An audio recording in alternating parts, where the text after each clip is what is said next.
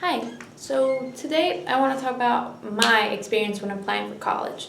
So, something about me is that I never really wanted to go out of state, so I only used applytexas.org. And, well, to be honest, at first, I didn't know how to apply to college. So, I remember hearing people mention, just go to Apply Texas, just go to Apply Texas. Well, I actually just Googled Apply Texas and I clicked on the first link, and luckily it was the website that I needed. What they require you to do is just create a username and a password, and you're good. You'll have the same profile.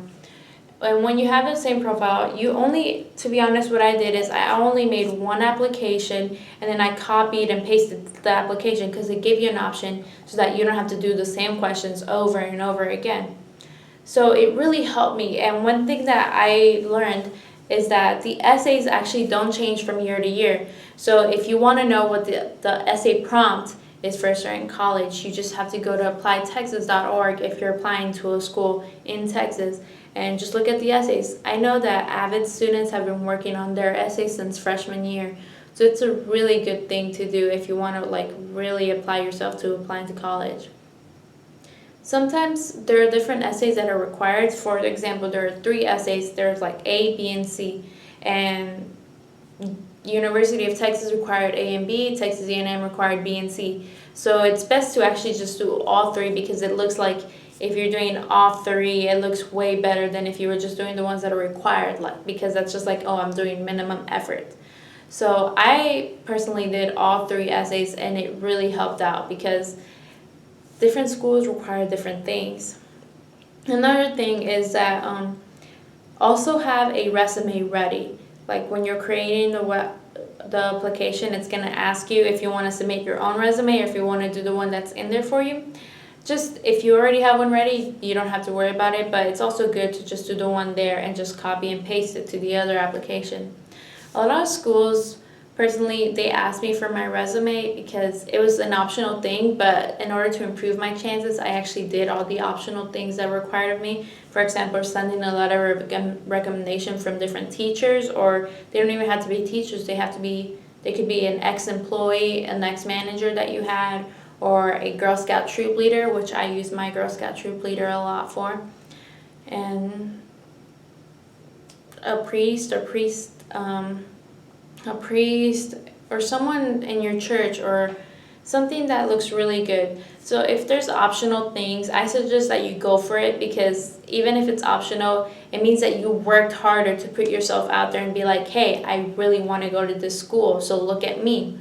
So that's always something that I did, and I thought it was actually really great, and it makes you learn a lot about yourself, which is pretty fantastic. So those are just a few things that I went through. Another thing is I used the College Board website a lot because they actually offer, if you're on a free and reduced lunch, they actually offer waivers and vouchers to submit your SAT or AP scores when you take those classes or when you take the exam. And they also can give you a free voucher for schools. Like for universities, it actually costs money to send an application, so they can offer you help if you feel like you can't afford it. So that's always really good. Let's see, what's another thing that I went through? It's really hard to manage your time between schoolwork and applications. So if you can, it's best to finish your applications over the summer because I know that most schools open their applications August 1st. So if you're still in summer throughout that time, just go ahead and look at what you have and finish it before school because it will relieve a lot of stress from you.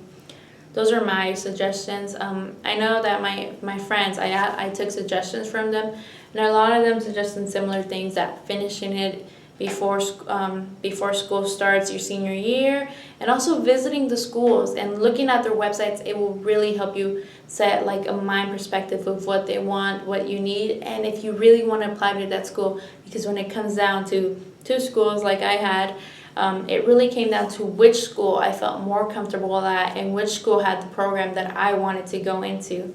So it's just something really good that you should take into consideration. Looking at the school website and visiting the schools, it will really change your perspective.